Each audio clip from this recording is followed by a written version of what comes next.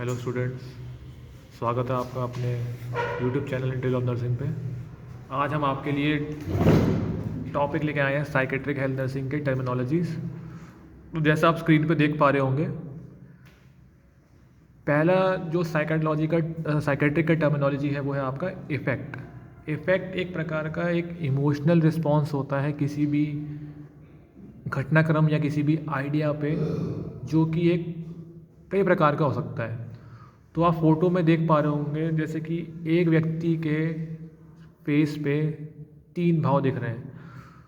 तो जो इफ़ेक्ट है वो एप्रोप्रिएट मतलब बिल्कुल सिचुएशन के हिसाब से सही भी हो सकता है, और एक होता है इनएप्रोप्रिएट जो कि सिचुएशन से थोड़ा अलग हो सकता है, और एक होता है आपका ब्लंट। तो यहाँ हम देख रहे हैं कि एक व्यक्ति का नॉर्मल इफेक्ट में वो एक नॉर्मल एक्सप्रेशन दे रहा है, कोई खुशी के एक्सपीरियंस में वो बहुत नॉर्मल दिख रहा है, हंसता हुआ दिख रहा है। कंस्ट्रक्टेड इफेक्ट में उसको देखने को मिल रहा है कि वो बहुत ज़्यादा फिजिकल मूवमेंट तो कर रहा है, लेकिन उसका इफेक्ट ज़्यादा सैड एक्सपीरियंस वाला, एक्सटेसी वाला नहीं है। ब्लंट इफेक्ट में व्यक्ति बिल्कुल शांत रहता है, और उसका जो एक्सेसिव एक्सप्रेशन होता है वो देखने को नहीं मिलता है। फिर हम बात करते हैं एग्रेशन। एग्रेशन एक प्रकार का बहुत ज़्यादा हार्श फिजिकल और वर्बल एक्शन है। इसमें क्या होता है, व्यक्ति या तो बहुत ज़्यादा शारीरिक तौर पे बहुत ज़्यादा गुस्सा हो जाता है, या फिर उसके जो बोल या शब्द होते हैं वो बहुत ही ज़्यादा बुरे हो जाते हैं। और वो ये व्यक्ति तब करता है जब वो किसी व्यक्ति को बहुत ज़्यादा नुकसान पहुंचाने जा रहा हो, या फिर वो कुछ ऐसी बात बोलने जा रहा हो अपने वर्ड से जो कि किसी को नुकसान पहुंचा सकते हैं। तो इसको बोलते हैं एग्रेशन। एग्रेशन कभी कभार जानबूझ के भी निकल जाता है, और कभी कभार व्यक्ति भूल चूक से भी एग्रेसिव हो जाता है। तीसरा आता है एकथीसिया।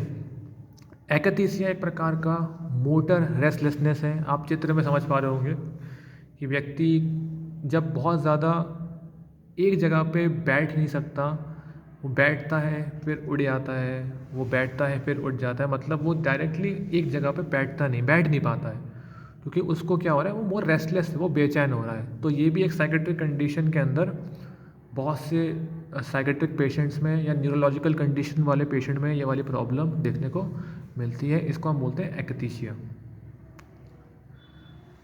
चौथा पॉइंट आता है अल्कोहलिक एनोनिमस। अल्कोहलिक एनोनिमस एक प्रकार का एक ट्रीटमेंट है जो कि अल्कोहलिक पेशेंट के लिए करा जाता है। जैसे आप देख पा रहे होंगे, it is based on a 12 step program to help members attain and maintain sobriety. मतलब इसमें ग्रुप के 12 मेंबर होते हैं, इसके अंदर 12 स्टेप्स होते हैं, जो कि ग्रुप में क्या करते हैं कि एक व्यक्ति अपने आप को पहले सोबर करेगा, मतलब वो अल्कोहल को छोड़ेगा, फिर क्या करेगा, वो उस व्यक्ति की हेल्प करेगा, नेक्स्ट व्यक्ति की हेल्प करेगा जो अल्कोहल छोड़ने वाला है।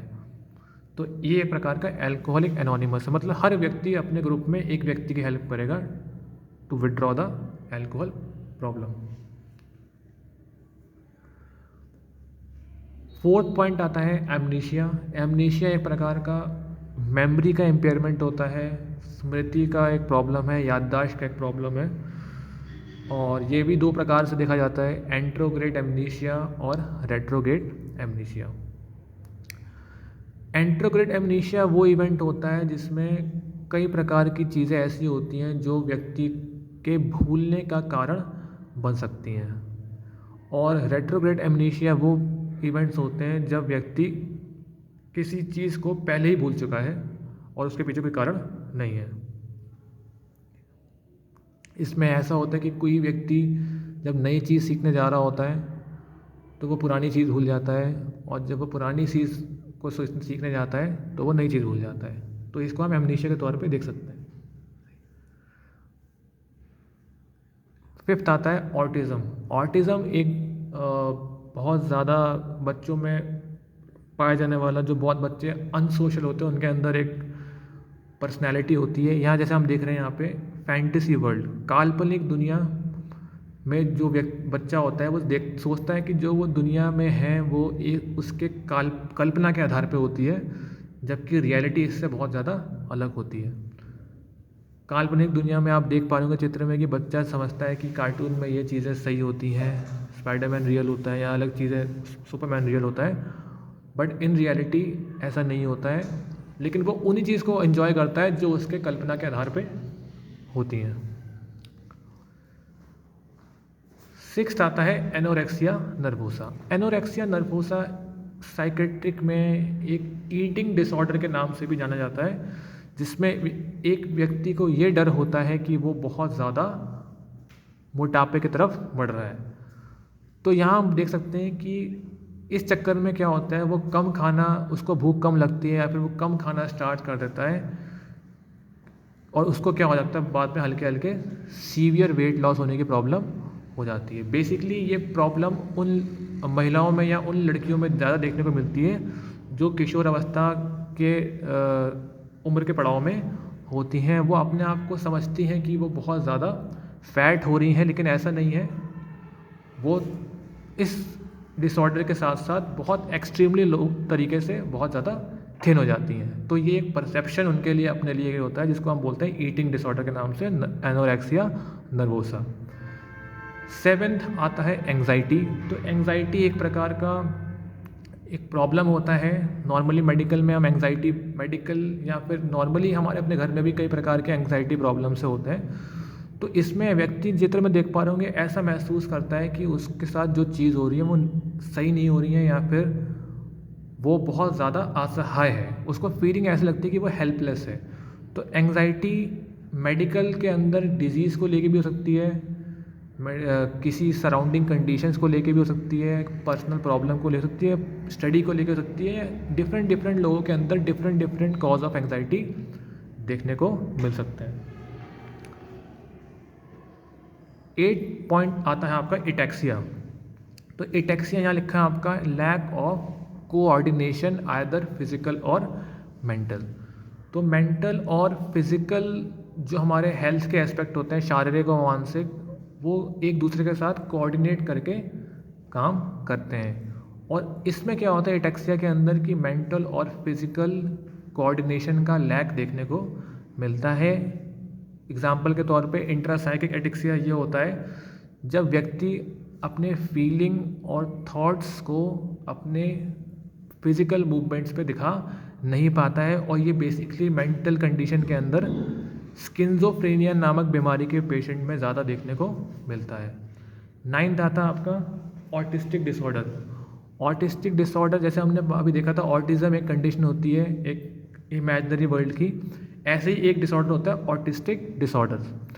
व्यक्ति जो छोटा बच्चा होता है या फिर जो एक चिल्ड्रन होता है, वो अपने खुद की एक ज़िंदगी को या फिर खुद की बनाई हुई काल्पनिक कंडीशन को एंजॉय करता है, जो कि उसको सोसाइटी से या फिर समाज के अन्य लोगों के साथ दूर कर देती है। इससे उसका कम्युनिकेशन लोगों से कम हो जाता है और वो लोगों से कम बात कर पाता है, कम इंटरेक्ट कर पाता है। उसका इंटरेस्ट अपनी चीज़ों में ज़्यादा रहता है, जो कि अपने आप में एक बहुत विचित्र प्रकार की बात होती है। 10th आता है आपका बायोपोलर डिसऑर्डर। तो बायोपोलर डिसऑर्डर को हम ऐसा समझ सकते हैं, आप चित्र में देख पा रहे होंगे, इसको हम मूड स्विंग समझ सकते हैं कि व्यक्ति का मूड जो होता है वो एकदम बदल जाता है।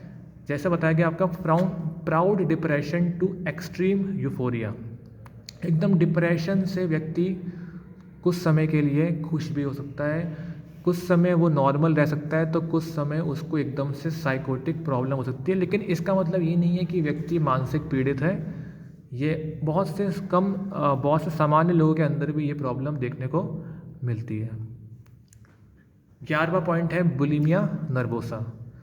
जैसे हमने देखा था इससे पहले एनोरेक्सिया नर्वोसा एक प्रॉब्लम थी, ऐसी ही एक प्रॉब्लम होती है बुलिमिया नर्वोसा। तो ये भी एक प्रकार का ईटिंग डिसऑर्डर है, और ये ईटिंग डिसऑर्डर तब होता है जिसमें व्यक्ति अनियंत्रित तौर पे खाना ज़्यादा खाने लगता है या फिर वो खाने की क्वांटिटीज़ को लार्ज कर देता है।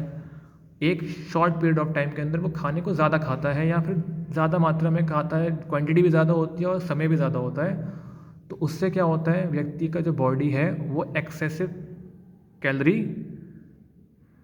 में आ जाता है। तो ये प्रॉब्लम है आपका बुलिमिया नर्वोसा। इससे व्यक्ति को उल्टी भी हो सकती है और व्यक्ति को कई प्रकार के डाइजेस्टिव इश्यूज़ भी हो सकते हैं। इसका सेकंड पार्ट हम डिस्कस करेंगे आगे आने वाली वीडियो में। आई होप आपको ये क्लास समझ में आई होगी। Thank you for being there.